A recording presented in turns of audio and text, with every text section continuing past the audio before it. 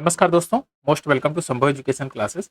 SSC PYQ GK GS series 2025 में आप सभी का स्वागत है। हमने भारतीय संविधान के 10 पार्ट का एनालिसिस किया, उसके नंबर ऑफ क्वेश्चंस भी देखे जो प्रीवियस ईयर में पूछे गए थे और संलग्न में उसके साथ जो भी और कॉन्सेप्ट थे जो एग्जाम के पॉइंट ऑफ व्यू से इम्पोर्टेंट थे उनका भी एनालिसिस किया। आज ही हमारा पार्ट नंबर 11 है और पार्ट नंबर 11 में हम भाग 5 का एनालिसिस करेंगे। तो भाग 5 की अगर बात करें, भाग 5, तो भाग 5 में संघ नाम से इसका वर्णन किया गया है। संघ मतलब यूनियन।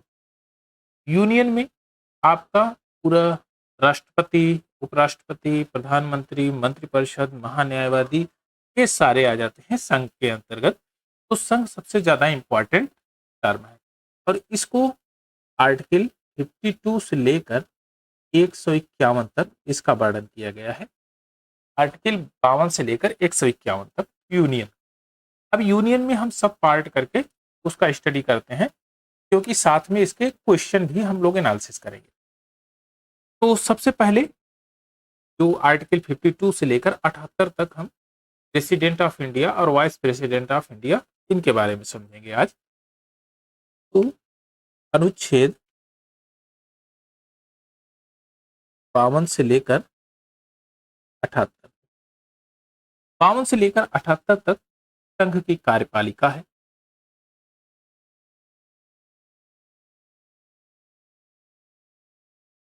संघ की कार्यपालिका,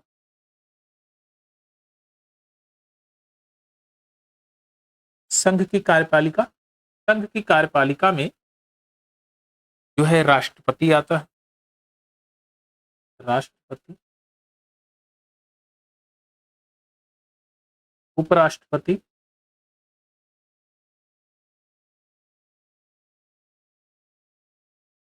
फिर आएगा प्रधानमंत्री,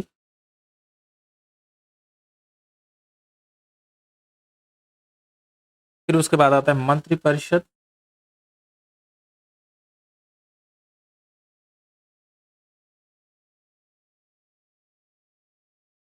फिर उसके बाद आता है महान्यायवादी। महान्यायवादी, अटॉर्नी जनरल ऑफ इंडिया, महान्यायवादी इस संघ की कार्यपालिका के अंतर्गत आते हैं। अब सबसे पहला है राष्ट्रपति। तो राष्ट्रपति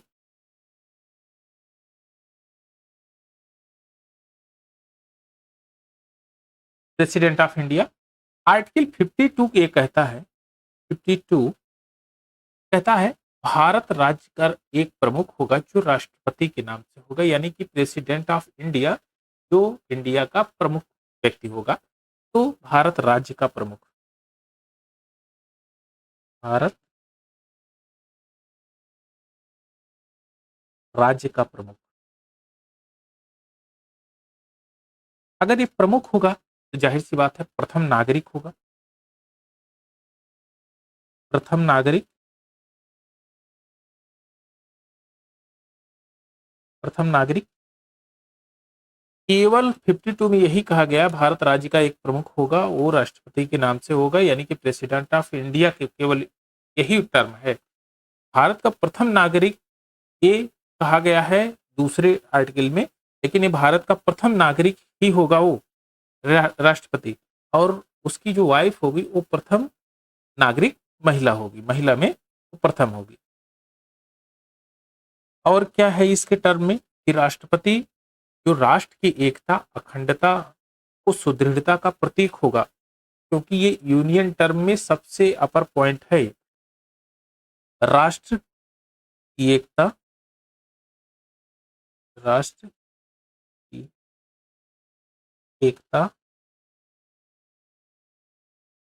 अखंडता और सुदृढ़ता का प्रतीक होगा।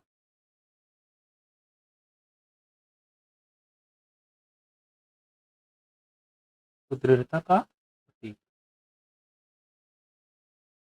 प्रतीक होगा ये राष्ट्रपति के बारे में। अब आर्टिकल 53 आता है, यानी कि अनुच्छेद, अनुच्छेद 53, अनुच्छेद 53 इसमें कहा गया कि जितने भी संघ की कार्यपालिका शक्ति है वह राष्ट्रपति में ही निहित होगी, यानी कि जितने भी कार्य होंगे वह राष्ट्रपति के नाम से ही होंगे। तो कार्यपालिका शक्ति प्रमुख।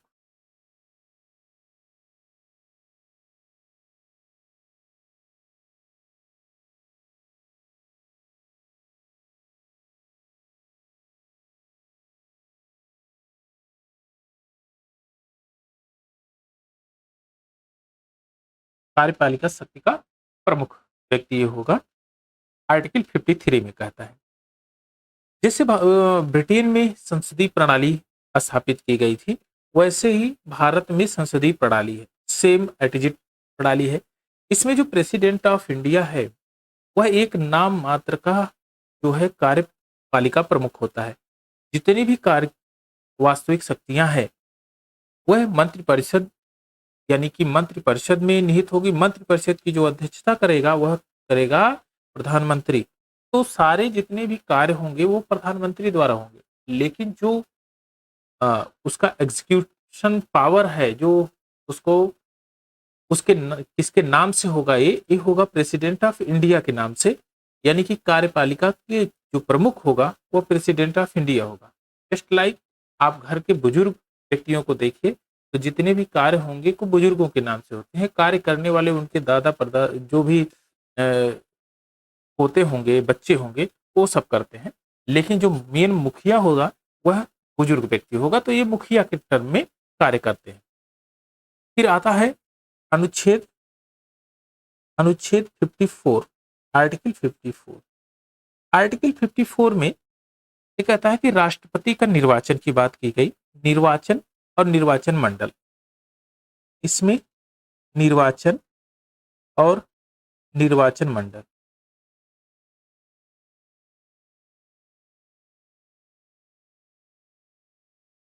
Electoral college. तो निर्वाचन मंडल जो है वो आपका आर्टिकल 54 में है। अब राष्ट्रपति निर्वाचन के लिए कितने प्रस्तावक और कितने अनुमोदक होते हैं? तो 50 प्रस्तावक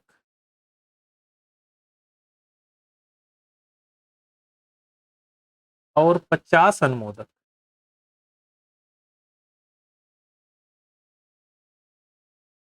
राष्ट्रपति के चुनाव में 50 प्रस्तावक और 50 अनुमोदक होंगे तो वही पर्चा दाखिल करके प्रेसिडेंट ऑफ इंडिया का चुनाव लड़ सकता है। अब इसके निर्वाचन मंडल है जो, इसमें कौन कौन से लोग भाग लेंगे। सबसे मेन इंपॉर्टेंट टर्म है कि निर्वाचन मंडल में कौन कौन से लोग भाग लेंगे,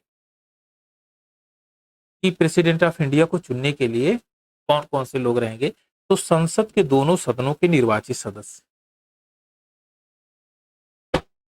संसद के दोनों सदनों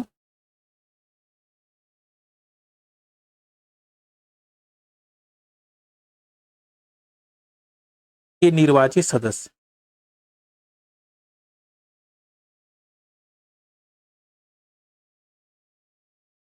निर्वाचित सदस्य। अब ध्यान में रखें कि निर्वाचित शब्द का यहाँ प्रयोग किया गया है। निर्वाचित सदस्य, मनोनीत सदस्य यहाँ पर नहीं होंगे, निर्वाचित सदस्य। राज्य विधानसभाओं के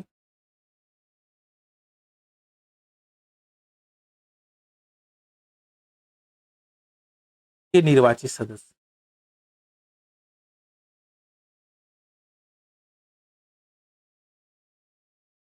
जितने भी राज्य की विधानसभाएं हैं उसके निर्वाचित सदस्य।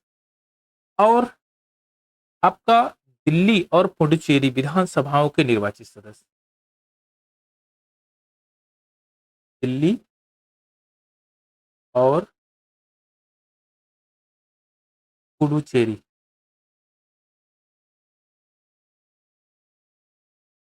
विधानसभाओं के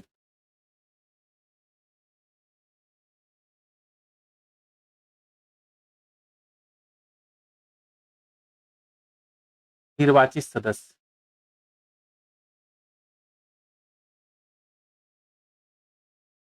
ध्यान में रखें कि ये कभी कभी आपसे पूछा जाता है कि दिल्ली और पुडुचेरी की जो विधानसभाएं हैं उनके निर्वाचित सदस्यों को कब शामिल किया गया प्रेसिडेंट ऑफ इंडिया के चुनाव में, कि कब से वो लोग भी शामिल होने लगे तो 17वां संविधान संशोधन हुआ था। 17वां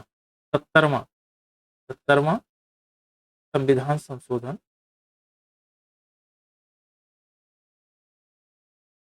संशोधन 1992 में 1992 में ये हुआ था। इसके तहत इसको स्थापित किया गया कि केंद्र शासित प्रदेश जो दिल्ली है और पांडिचेरी है, उसकी विधानसभाओं के जितने भी निर्वाचित सदस्य हैं वो प्रेसिडेंट ऑफ इंडिया के इलेक्शन में भाग ले सकते हैं, चुनाव में भाग ले सकते हैं। फिर आता है आर्टिकल 55, अनुच्छेद 55। आर्टिकल 55 में कहता है कि राष्ट्रपति का निर्वाचन अप्रत्यक्ष निर्वाचन द्वारा अनुपातिक प्रतिनिधित्व प्रणाली एकल संक्रमणीय मत पद्धति द्वारा होगा, यानी कि ट्रांसफरेबल वोटिंग सिस्टम के आधार पे होगा। जो भी इसका चुनाव होगा वो निर्वाचित सदस्य ही इसमें इलेक्शन में भाग लेंगे। इसका मतलब कि प्रत्यक्ष रूप से जनता भाग नहीं लेगी, अप्रत्यक्ष होगा, अप्रत्यक्ष निर्वाचन होगा और अनुपातिक प्रतिनिधित्व के आधार पे होगा। प्रत्यक्ष निर्वाचन और अनुपातिक प्रतिनिधित्व प्रणाली द्वारा।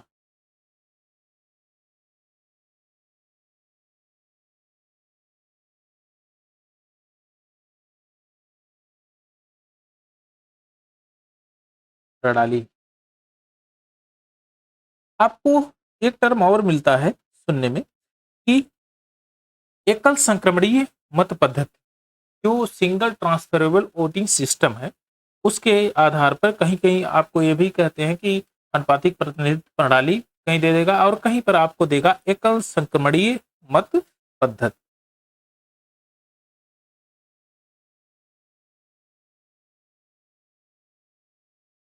संक्रमणीय मत पद्धति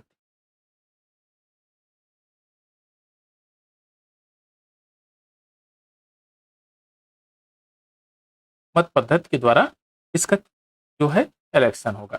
कैसा होगा? अप्रत्यक्ष निर्वाचन होगा। अप्रत्यक्ष निर्वाचन यानी कि वह व्यक्ति जो कहीं पर चुना गया है फिर वह प्रेसिडेंट ऑफ इंडिया को चुनेगा। चलिए थोड़ा सा और आगे बढ़ते हैं। जो 11वां संविधान संशोधन 1961 में हुआ था, उसके तहत यदि किसी राज्य की विधानसभा भंग हो जाए तो क्या राष्ट्रपति चुनाव होगा? तो एकदम एग्जैक्टली होगा।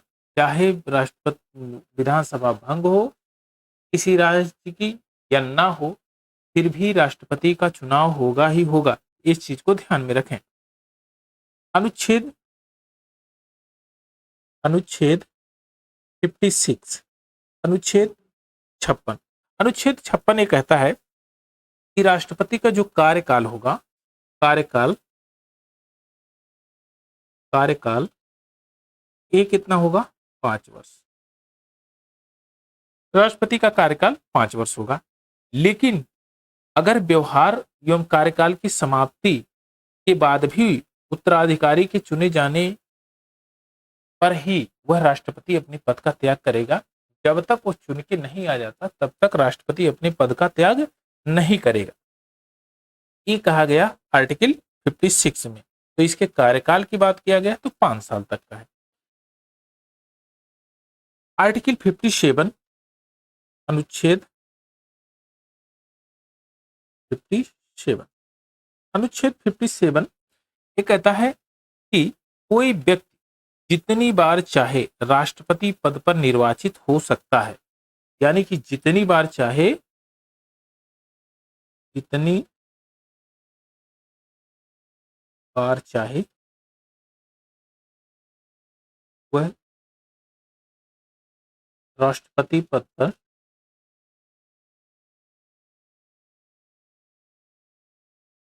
निर्वाचित हो सकता है।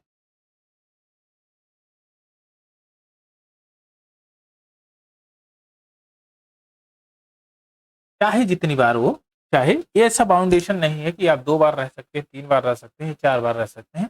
जितनी बार उसे अगर जो है लोकसभा, राज्यसभा और विधानसभाओं के सदस्य उनको चुनते हैं, उतनी बार वो राष्ट्रपति रह सकते हैं। अब आता है आर्टिकल 58, अनुच्छेद 58। अनुच्छेद 58 ये कहता है कि राष्ट्रपति के निर्वाचित होने की क्या योग्यताएं हैं, क्या अर्हताएं हैं, निर्वाचन होने की अर्हता।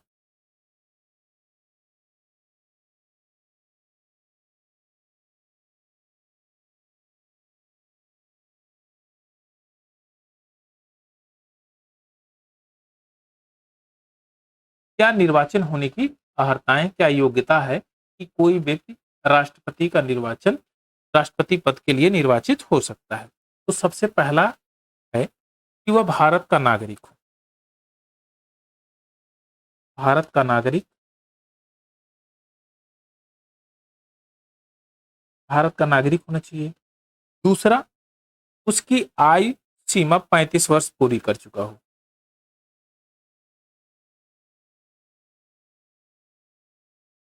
आयु 35 वर्ष से अधिक हो,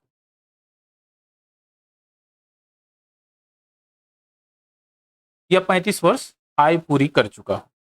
33 नंबर पे है कि वह लोकसभा सदस्य निर्वाचित होने के लिए अहार्य हो, लोकसभा सदस्य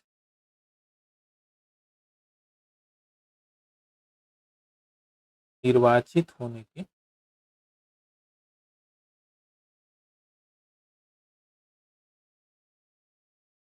लिए अहार्य हो या योग्य हो,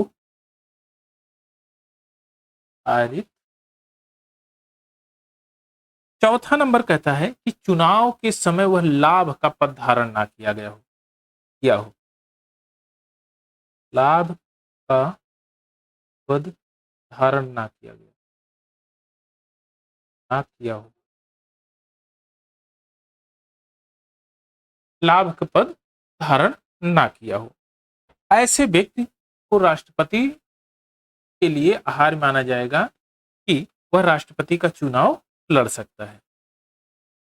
चलिए, अब आता है आर्टिकल 60। आर्टिकल 60 जो है अनुच्छेद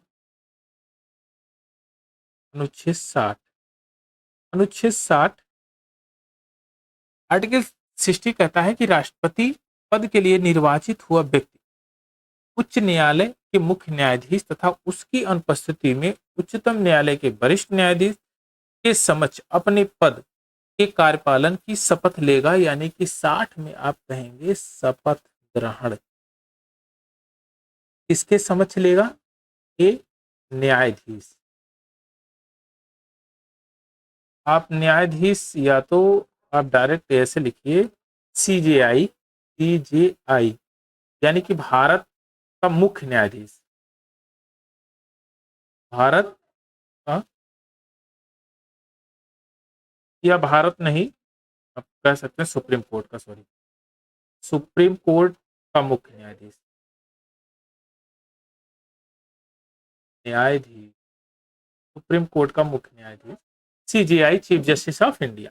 अगर ये नहीं है तो जो वरिष्ठ न्यायाधीश होगा, वरिष्ठ न्यायाधीश, वरिष्ठ न्यायाधीश जो सुप्रीम कोर्ट का वरिष्ठ न्यायाधीश होगा वह उसको पद की शपथ दिलाएगा, उसके पद की शपथ दिलाएगा जो राष्ट्रपति चुन के आया है। तो आर्टिकल 60 में कहता है इसके शपथ ग्रहण के बारे में। आर्टिकल 61 अनुच्छेद 61, अनुच्छेद 61 बड़ा महत्वपूर्ण है। इसमें कहता है कि राष्ट्रपति पर महाभियोग, इसको ध्यान में रखें, ये महाभियोग, महाभियोग की बात किया गया, महाभियोग लगाने के टर्म में बात किया जाता है किसमें? आर्टिकल 61 में। महाभियोग प्रस्ताव संविधान के जो अतिक्रमण पर लाया जाएगा, ये कौन से आर्टिकल में है? आर्टिकल 56 का खा कहता है, 56 के सेक्शन 1 का सब सेक्शन बी ये कहता है महाभियोग प्रस्ताव जो है वो संविधान के अतिक्रमण पर लाया जाएगा। संविधान के अतिक्रमण पर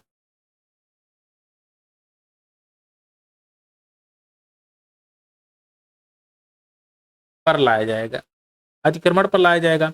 संसद के किसी भी सदन में इसको लाया जा सकता है,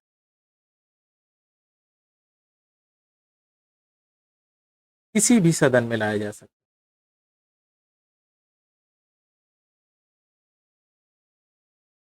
में लाया जा सकता है। संसद के किसी भी सदन में लाया जा सकता है, तो जाहिर सी बात है कि कोई भी सदन हो या तो चाहे लोकसभा हो या राज्यसभा हो, वह किसी में भी उसको लाया जा सकता है। लेकिन अब पूरा होने के लिए तो दोनों सदनों की जरूरत पड़ेगी। इससे पहले अगर आपको लाना है तो 14 दिन पूर्व राष्ट्रपति को सूचना देना जरूरी होता है। 14 दिन पूर्व, 14 दिन पूर्व सूचित किया जाता है, सूचित किया जाता है।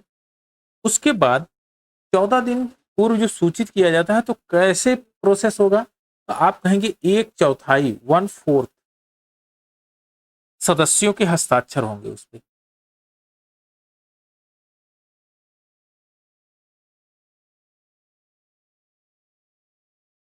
सदस्यों के हस्ताक्षर।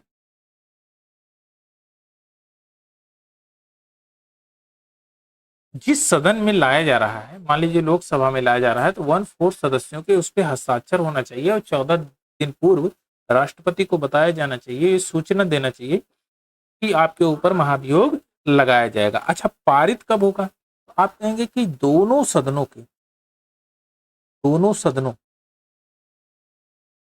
टू थर्ड 2/3 बहुमत से पारित हो, बहुमत से पास हो, तब वो माना जाएगा कि हाँ, उसके ऊपर महाभियोग प्रोसेस पूरा हो गया है। अगर 2/3 बहुमत से प्रस्ताव पारित हो जाता है तो महाभियोग की प्रक्रिया पूरी मानी जाएगी, तो राष्ट्रपति को त्याग करना पड़ेगा, अपने पद से त्याग देना पड़ेगा। अच्छा, ये सब जो प्रक्रिया होती है वह कौन सी प्रक्रिया है? न्यायिक प्रक्रिया है क्या? कौन सी? आप कहेंगे यह अर्ध न्यायिक प्रक्रिया है।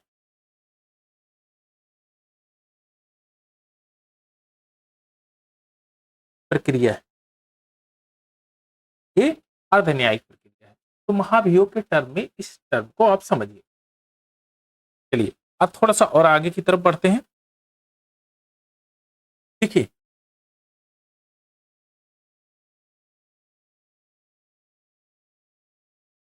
इसको मैं इरेज कर देता हूं।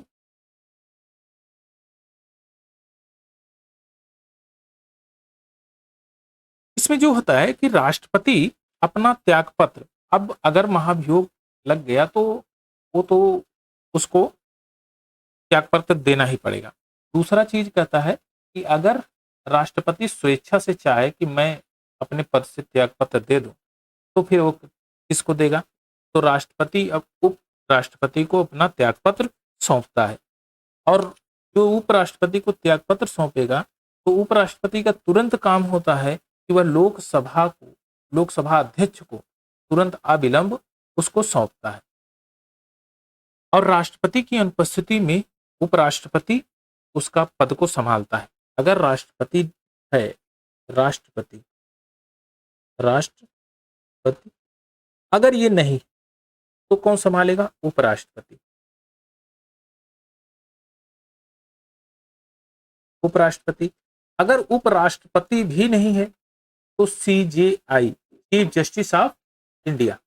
अगर चीफ जस्टिस ऑफ इंडिया नहीं है तो सुप्रीम कोर्ट का वरिष्ठ वरिष्ठ न्यायाधीश न्यायाधीश जो सीनियरिटी में सबसे ऊपर होगा, वह भारत के राष्ट्रपति का कार्यवाहक के रूप में संभालेगा। क्या ऐसा कभी हुआ है? तो एकदम हुआ है।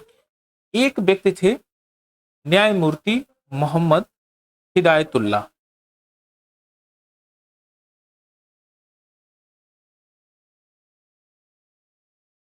न्यायमूर्ति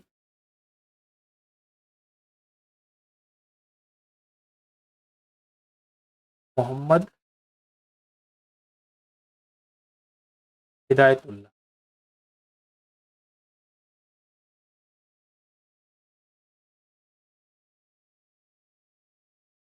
न्यायमूर्ति मोहम्मद हिदायतुल्लाह जो थे एक कार्यवाहक राष्ट्रपति के रूप में रहे और यही एक पहले भारत के एक ही मुख्य न्यायाधीश थे जिन्होंने राष्ट्रपति के कार्यवाहक के रूप में जो है कार्य किया।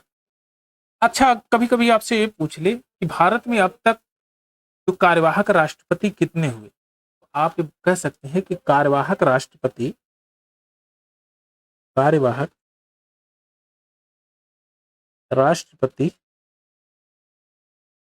तीन हुए। तीन कार्यवाहक राष्ट्रपति तीन हुए हैं। कौन कौन है? एक है बीबी गिरी,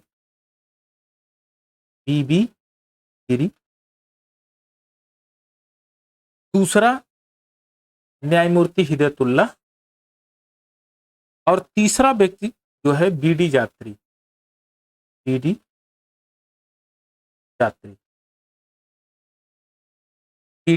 जात्री थे। ये तीन लोग थे जो कार्यवाहक राष्ट्रपति के रूप में कार्य किया इन्होंने। अब डॉक्टर राजेंद्र प्रसाद की अगर बात करें तो डॉक्टर राजेंद्र प्रसाद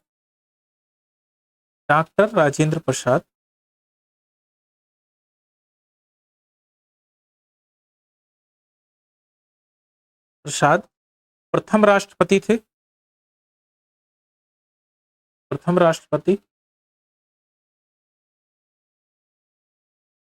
राष्ट्रपति थे और ये लगातार दो बार राष्ट्रपति रहे। इनको राष्ट्रपति बनने का जो गौरव था वो दो बार प्राप्त हुआ। अब राष्ट्रपति के बारे में कुछ और मेन टर्म है जिसको समझते हैं कि अगर राष्ट्रपति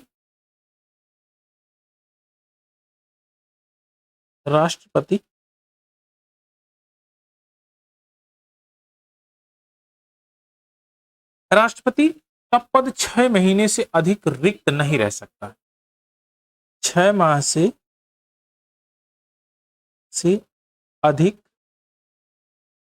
रिक्त नहीं रह सकता।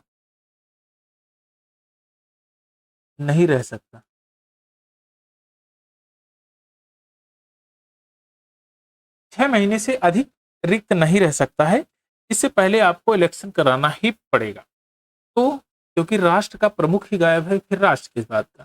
दूसरा, जो वेतन है उसके 5 लाख रुपए होंगे, वो भारत की संचित निधि से होगा।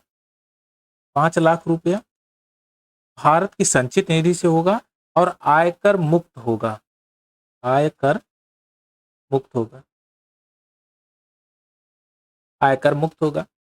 इसके कार्यकाल के दौरान जो भी वेतन है, भत्ते हैं, किसी प्रकार की कटौती नहीं की जाएगी जब तक वह कार्यकाल अपना कर रहा है। कार्यकाल के दौरान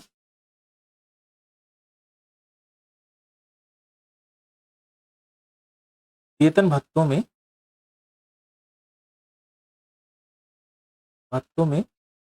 कटौती नहीं।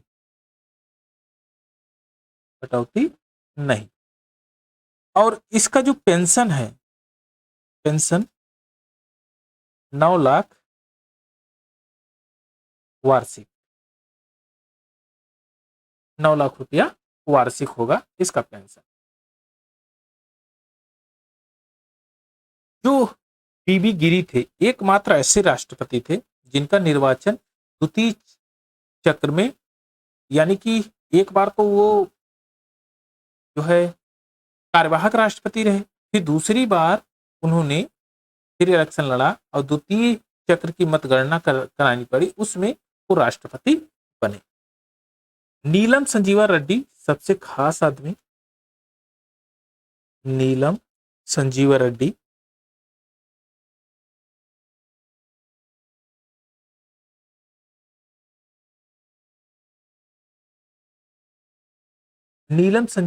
निर्विरोध रहे। एक ही ऐसे राष्ट्रपति रहे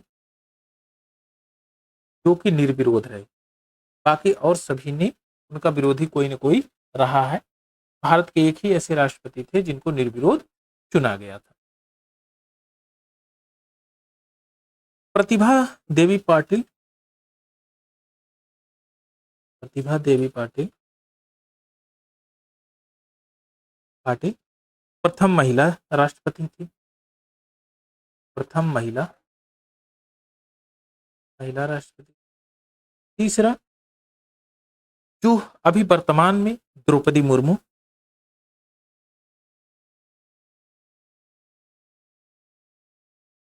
द्रौपदी मुर्मू जी हैं, वो जनजाति समुदाय से आती हैं, ये जनजाति महिला है, प्रथम जनजातीय महिला जिसको राष्ट्रपति पद पर चुना गया है। और ये कौन से जनजाति से आती है, तो ये संथाल समुदाय से, संथाल, संथाल समुदाय से, संथाल समुदाय से। अगर हम कहें कि आज तक अभी तक कितने राष्ट्रपति का चुनाव हुआ है और निर्वाचित होकर आए हैं, तो वो 16 राष्ट्रपति, 16 राष्ट्रपति।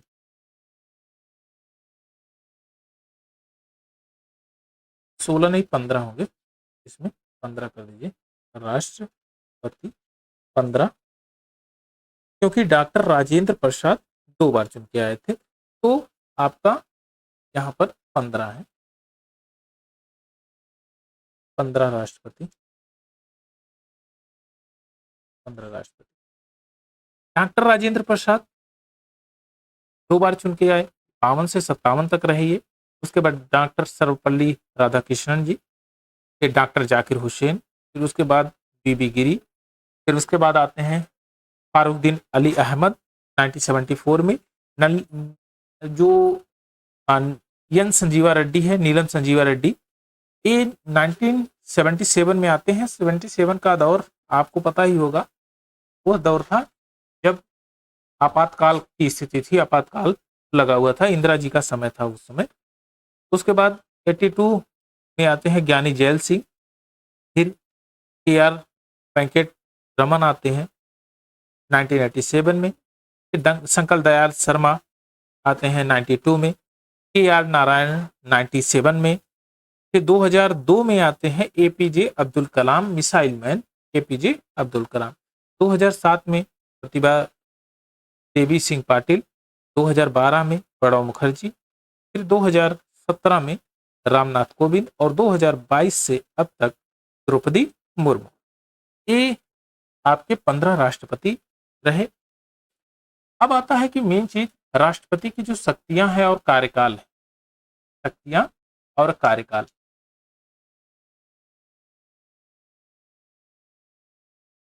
राष्ट्रपति की जो शक्तियां हैं और कार्यकाल है उनके बारे में समझते हैं, क्योंकि उस वहां से क्वेश्चन अच्छा खासा बनता है।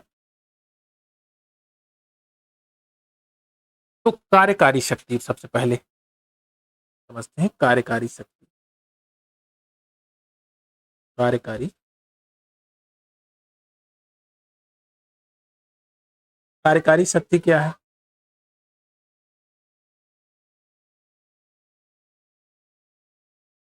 चलिए, कार्यकारी शक्ति में भारत सरकार के कार्यपालिका संबंधी जितने भी कार्य होंगे वो राष्ट्रपति के नाम से किए जाएंगे, यानी कार्यपालिका प्रमुख आप कह सकते हैं।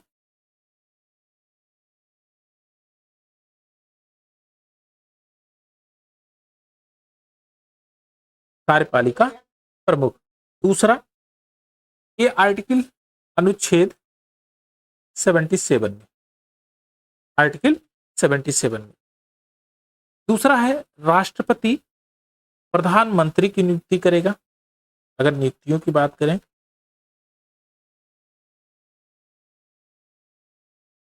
नियुक्तियां किस किस की नियुक्तियां करेगा? तो नंबर 1 प्रधानमंत्री, और प्रधानमंत्री की ही सलाह पर अन्य मंत्रियों की एवं अन्य मंत्रियों, प्रधानमंत्री की ही सलाह पर अन्य मंत्रियों की नियुक्ति करेगा।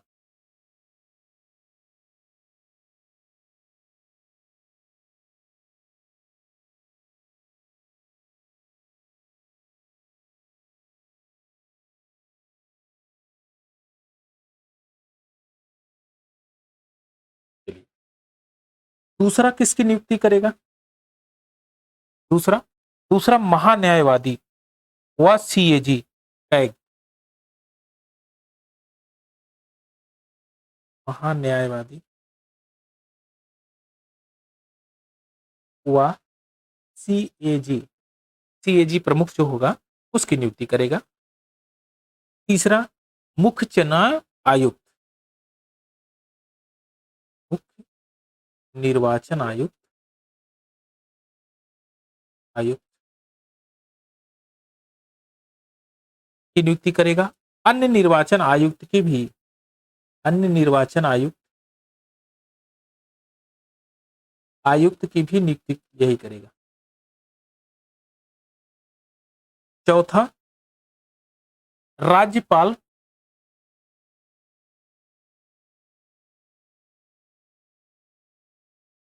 राज्यपाल की नियुक्ति भी यही करेगा राष्ट्रपति। और UPSC union public service of commission का जो प्रमुख होगा का अध्यक्ष की नियुक्ति यही करेगा। और सदस्य के वित्त आयोग जो सदस्य हैं उनके उनके वित्त आयोग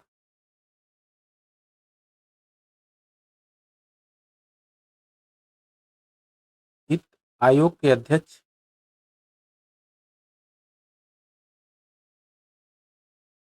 की नियुक्ति राष्ट्रपति द्वारा होगी तथा अन्य सदस्यों की अन्य जितने सदस्य हैं उनकी भी नियुक्ति राष्ट्रपति करेगा। अब आता है उसके बाद इसकी विधायी शक्तियां।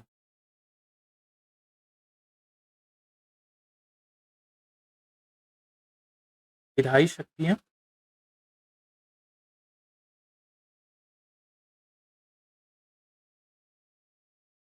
कौन कौन सी इसकी विधायी शक्तियां? तो संसद को बुलाना नंबर 1,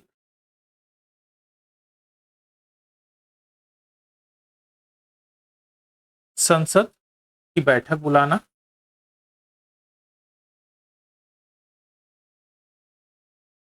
संसद की बैठक बुलाना, लोकसभा का विघटन,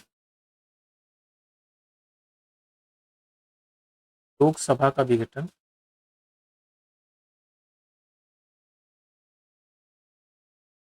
विघटन इसको आप कहते हैं सत्रावसान। तो कि जो 12 सदस्य हैं चाहे वो साहित्य, विज्ञान, कला, समाज सेवा से जुड़े हुए, राज्यसभा में जो 12 सदस्य हैं उनकी मनोनीत करना। यानी कि राज्यसभा के 12 सदस्यों का मनोनीत 12 सदस्यों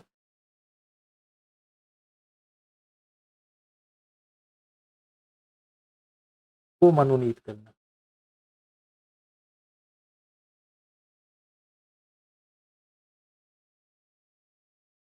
तीसरा है संसद के प्रथम सत्र या संयुक्त अधिवेशन को संबोधित करना। संसद के प्रथम सत्र या अधिवेशन को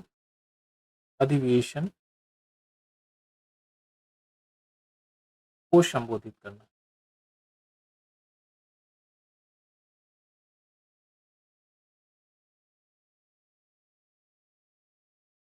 संसद का जो प्रथम सत्र है उसका अधिवेशन को संबोधित करना, ये उसकी विधायी शक्तियों के रूप में आता है।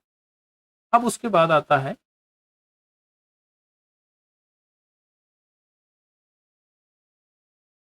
कि वित्तीय शक्तियां क्या होगी। इसकी वित्तीय शक्तियां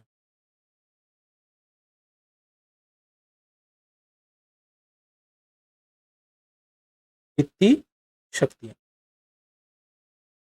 फाइनेंशियल पावर में क्या होगा कि नंबर 1 ये धन विधेयक पर पूर्व सहमति देगा। धन विधेयक पर पूर्व सहमति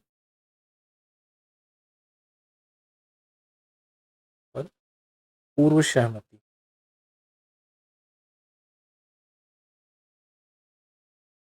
सहमत देगा। तो बजट, बजट यानी वित्तीय वर्ष का जो विवरण होता है उसको संसद के समक्ष रखता है यानी रखवाता है वो। तो जो भी बजट होगा वह उसी के आदेशानुसार संसद के समक्ष रखा जाएगा। तो आप बजट रखवाने का, रखवाने की जो वित्तीय शक्ति है। तीसरा, वित्त आयोग का गठन, वित्त आयोग का गठन, आयोग का गठन, वित्त आयोग का गठन। फिर आता है आपका न्यायिक शक्ति। भाई अब तो वित्तीय शक्ति हो गई, अब न्यायिक शक्ति।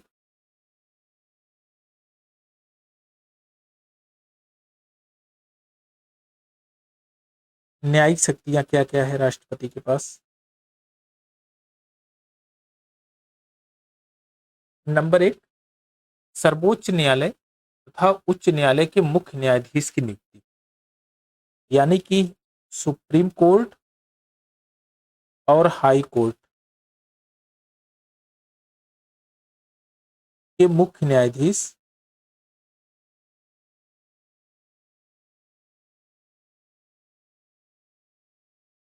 की नियुक्ति।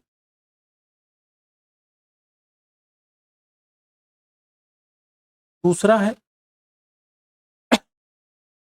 विधि तथा विधि या तथ्य पर जो है उच्चतम न्यायालय से सलाह लेने की जो शक्ति है वह राष्ट्रपति में निहित होती है। ये कौन से आर्टिकल के तहत होता है? आर्टिकल 143, 143 के तहत विधि तथा विधि या तथ्य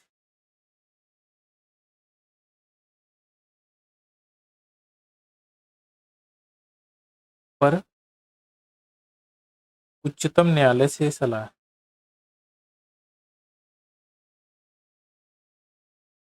से सलाह, सलाह ले तो सकता है लेकिन मानने के लिए वो बाध्य नहीं। अब आता है कूटनीति शक्तियां।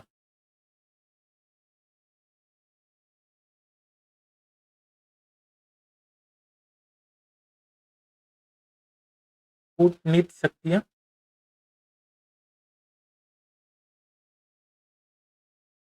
अंतरराष्ट्रीय संधियां जितनी होंगी, समझौते जितने होंगे, वह राष्ट्रपति के नाम पर होंगे।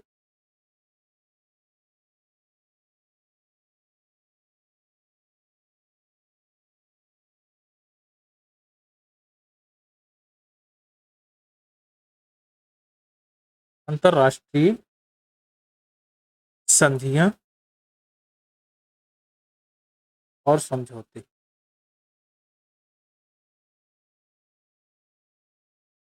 राष्ट्रपति के नाम पे होगा, राष्ट्रपति के नाम, यानी कि उसी के आदेशानुसार ये अंतरराष्ट्रीय संधियां होंगी, अंतरराष्ट्रीय समझौते किए जाएंगे। सैन्य शक्ति, आप जानते हैं कि जो सैन्य शक्ति है ये तीनों सेनाओं का प्रमुख होता है। सैन्य शक्तियां, सैन्य शक्तियां ये तीनों सेनाओं का प्रमुख होगा, तीनों सेनाओं का, सेनाओं का प्रमुख होगा।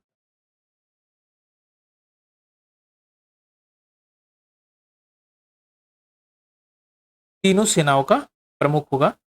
और ये आर्टिकल 53 के सेक्शन 2 में तीनों सेनाओं का जो प्रमुख है वह राष्ट्रपति होता है। और ये आर्टिकल 53 के सेक्शन 2 में इसका वर्णन किया गया है। और सबसे इंपॉर्टेंट है आपातकालीन शक्तियां, आपातकालीन शक्तियां, कालीन शक्तियां।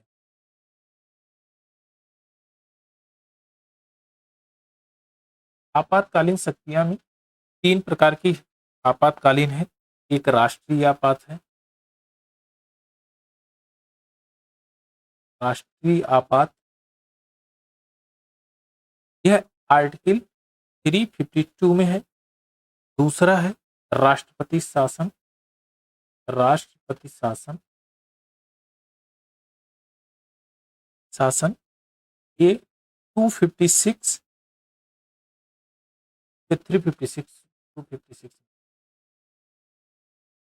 356 व 365, 365 में है। और तीसरा है वित्तीय आपात, वित्तीय आपात ये है 360। वित्तीय आपात कभी नहीं लागू हुआ है, इसको ये अभी तक वित्तीय आपात एक भी बार नहीं लगा है। तो ये आपातकालीन शक्तियां हैं जो राष्ट्रपति में निहित होती है। अच्छा, कुछ खास और बातें जो राष्ट्रपति के टर्म में कही जाती हैं, जैसे कि जो है भारत का राष्ट्र का एक प्रमुख होगा, ये राष्ट्रपति के बारे में कहा जाता है। और जो आर्टिकल 72 है उसमें क्षमा देने की शक्ति राष्ट्रपति में निहित होती है, ये भी कहा जाता है। आर्टिकल 123 के तहत राष्ट्रपति संसद का सत्र सत्रावसान की अवधि का अध्यादेश देता है। उसके कार्यकाल को 6 माह तक बढ़ाया जा सकता है या घटाया जा सकता है, यानी आपातकाल की स्थिति में उस कार्यकाल को 6 माह एक्सटेंड भी कर किया जा सकता है। अगर उसे लगे कि यह जो है अब सिचुएशन कंट्रोल में है तो उसको रिमूव भी कर सकता है, हटा सकता है। संसद द्वारा पारित किसी भी विधेयक को राष्ट्रपति की सहमति लेना पड़ेगा, ये तो आप जानते ही हैं, क्योंकि धन विधेयक के संदर्भ में इस बात को कहा जाता है। धन विधेयक पर वो जो है अपनी राय को सुरक्षित रख सकता है। अच्छा, 3 प्रकार के वीटो की बात किया जाता है, 3 प्रकार के वीटो की बात किया जाता है इसमें। वीटो, वीटो का प्रयोग ये राष्ट्रपति करता है। पहला वीटो है, पहला वीटो, इसको बोलते हैं अत्यंतिक वीटो।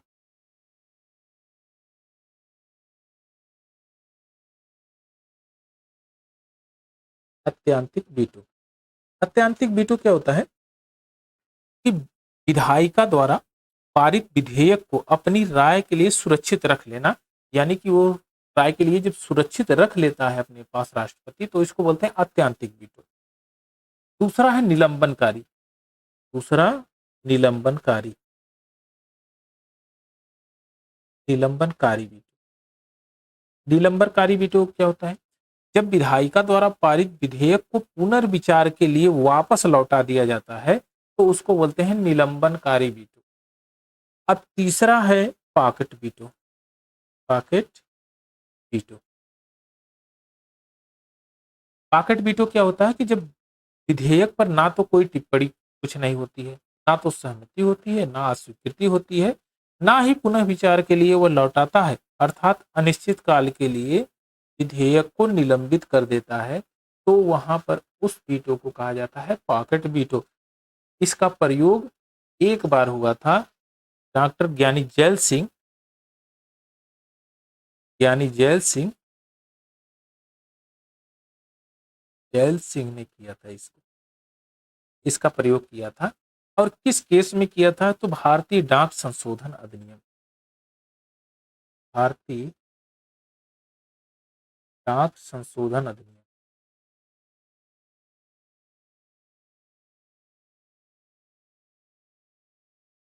भारतीय डाक संशोधन अधिनियम 1986 में हुआ था।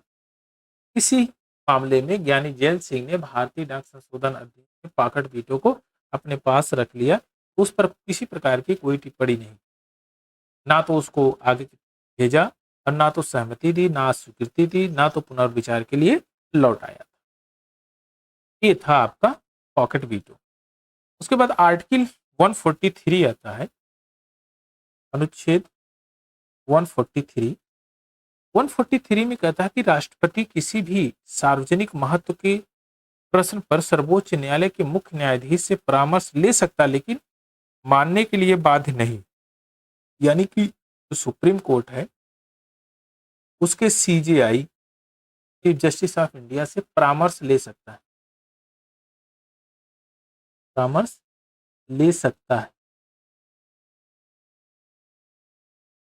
परंतु मानने के लिए बाध्य नहीं।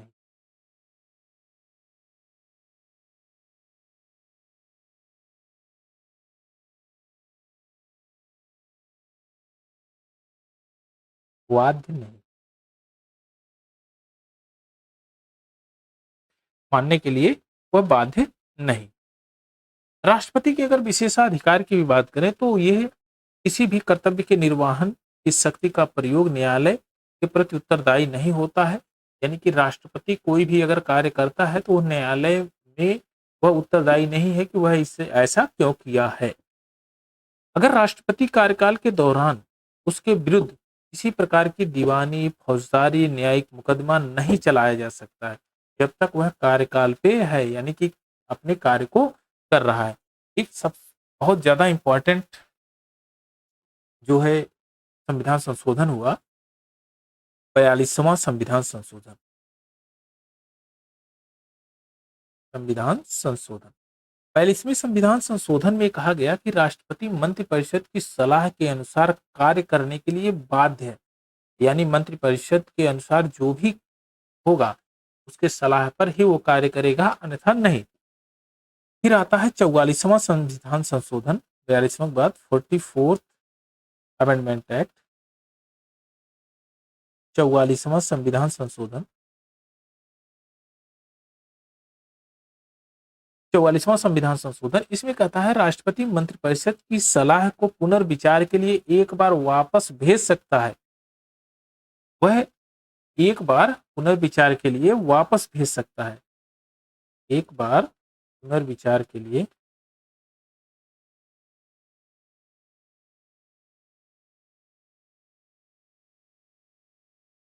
ये वापस कर सकता है, एक बार पुनर्विचार के लिए वापस भेज सकता है वो। लेकिन मानना तो मंत्रिपरिषद के आधार पे ही होगा, यानी मंत्रिपरिषद द्वारा जो भी सलाह दी जाएगी वह मानने के लिए बाध्य होगा।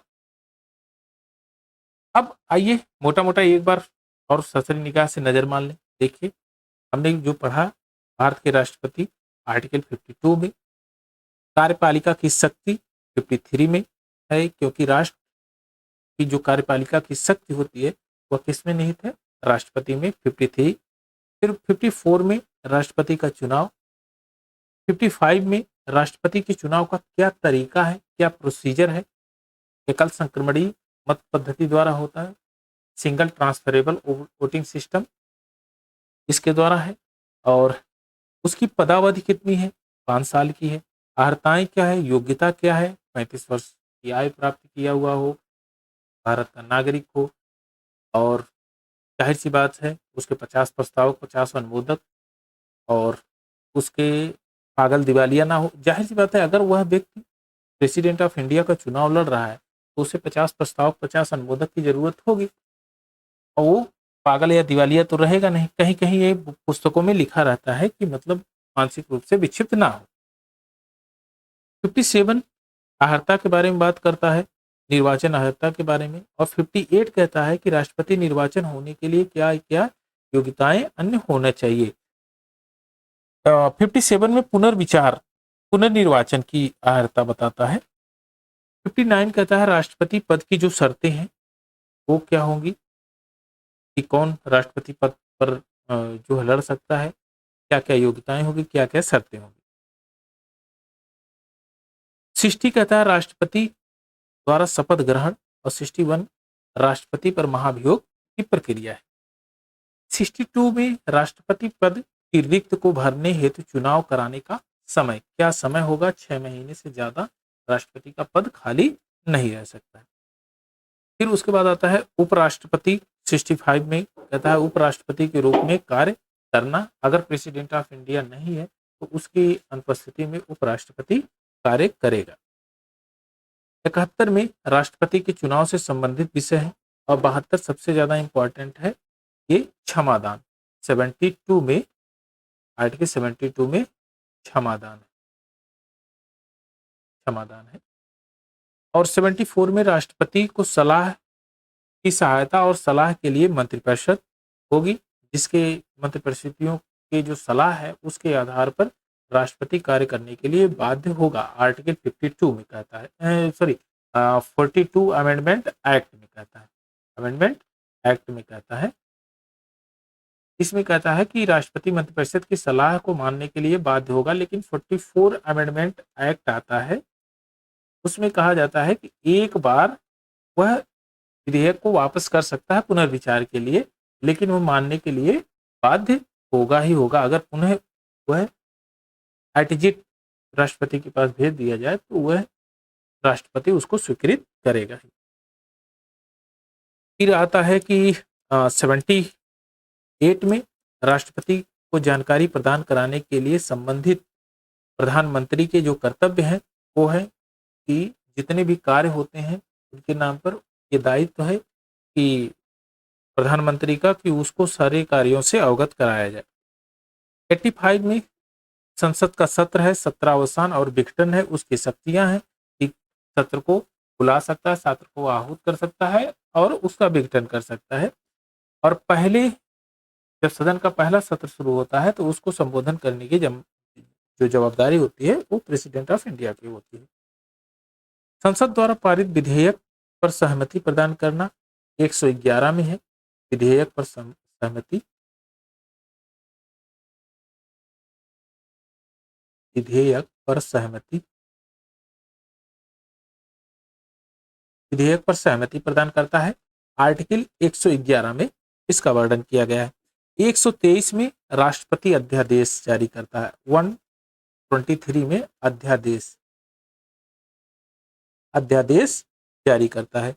और 143 में जो राष्ट्रपति द्वारा सर्वोच्च न्यायालय से सलाह लेने की शक्ति है, 143 में सुप्रीम कोर्ट के CJI से सलाह लेने की शक्ति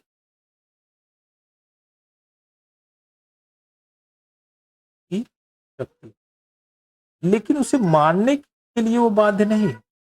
ये ले तो सकता है लेकिन मानने के लिए वह बाध्य नहीं। तो ये है आपका राष्ट्रपति के बारे में, इतना टर्म था। और सेम एटिजिट वाइस प्रेसिडेंट ऑफ इंडिया के टर्म में आता है। और वाइस प्रेसिडेंट ऑफ इंडिया हम नेक्स्ट वाले सेशन में पढ़ेंगे और उसके बाद फिर नंबर ऑफ क्वेश्चन करेंगे।